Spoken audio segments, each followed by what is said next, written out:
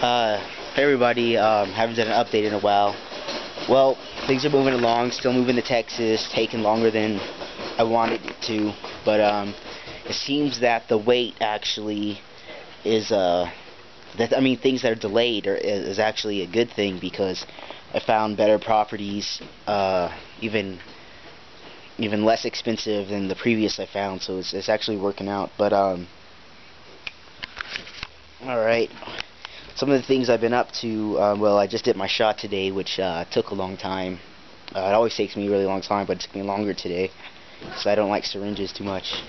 But one thing that I found that helps with the giving the shots is I found there's something called a Gates device. Basically, what a Gates device is an item that vibrates with ice.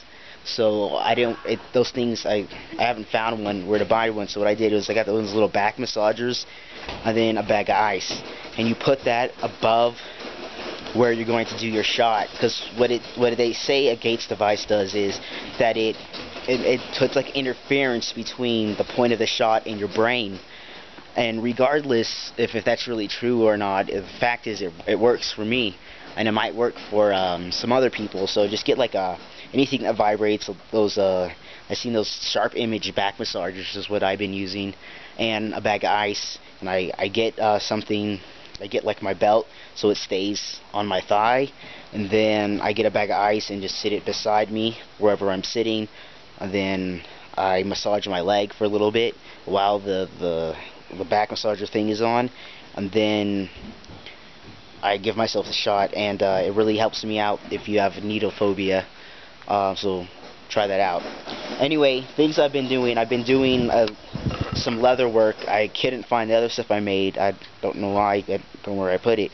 But what I did do, and I have right here, is I made one of these. I made a little axe sheath type thing, like that. And then I also been working on different things. I put this axe handle onto this because the other axe handle was cracked, and then I put this rope to try and help protect it.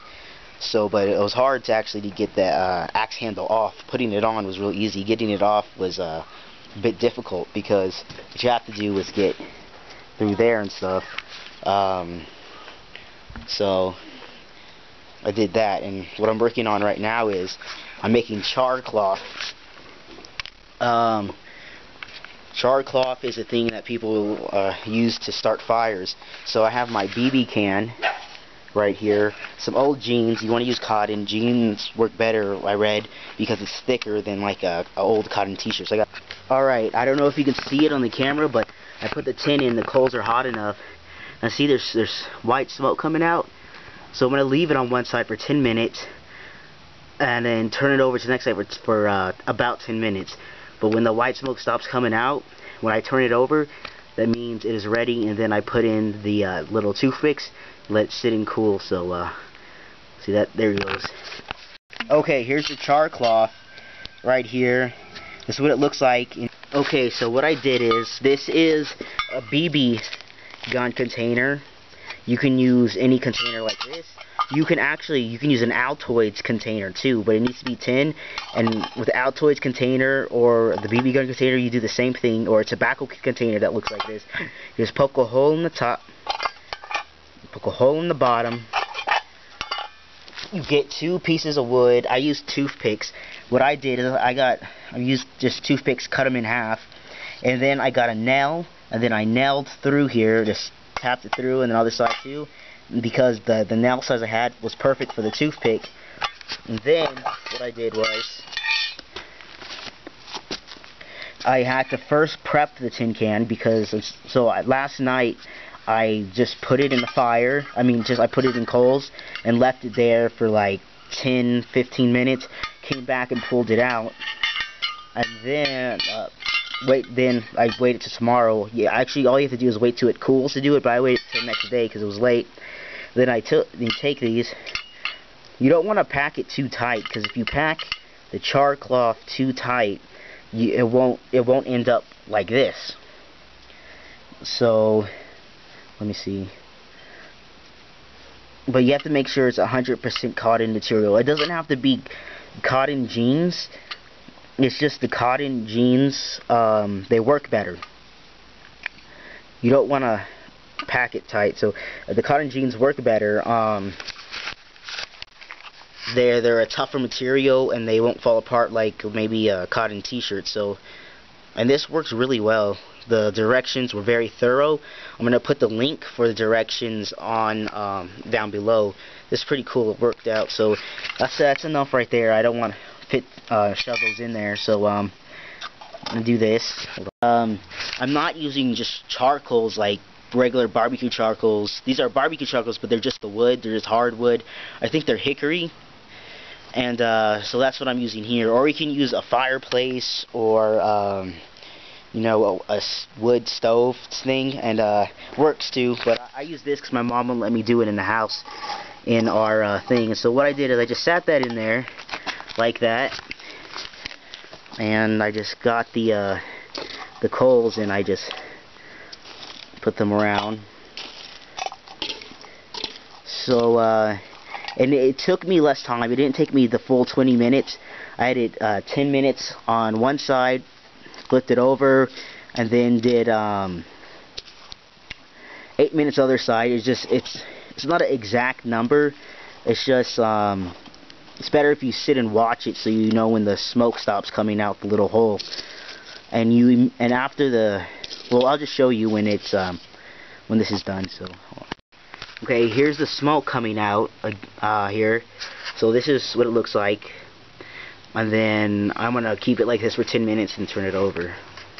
Okay, so it is ready, and so what I'll do here is it's really hot to the touch.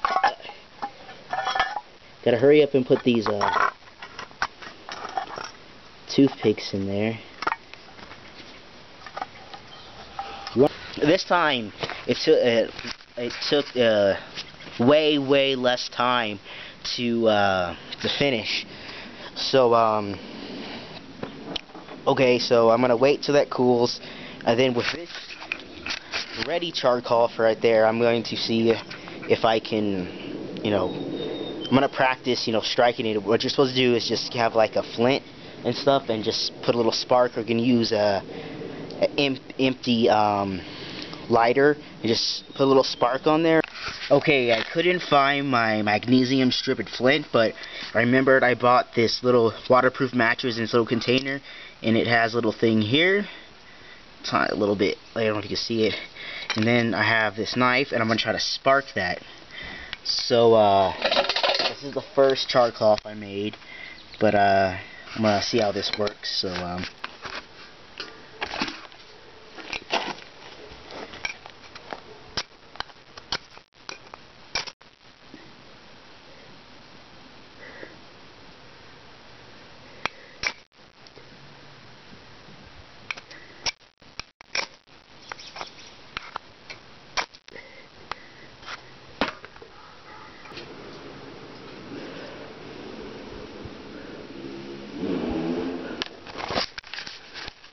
okay, I went and got some cotton balls to see if that works better.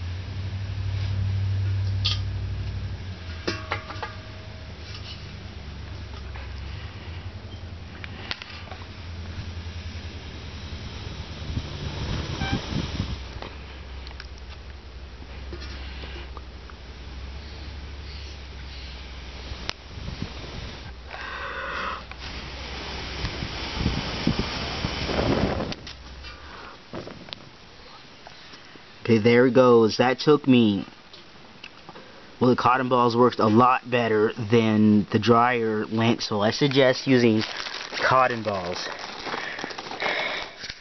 With the dryer lint, that was going to take forever, but with the cotton balls, that took me 1 minute and well, it was really short. You saw. So that is that, and then cool, it worked. So now I can add that to another outdoor skill and skill I have in general. So cool. I'm gonna put the link down below, and oh yeah, I need to check the second char cloth I made to see if it turned out as good as the other. Oh, yep, another again. See, there you go. And then to see if it still wants to have a nice fabric in it, and when you rip it, see, you see those. Did you hear that? Hold on, I'm gonna be quiet. You heard that, maybe, or I don't know. But you're supposed to feel a little of the strands when it rips, so cool. So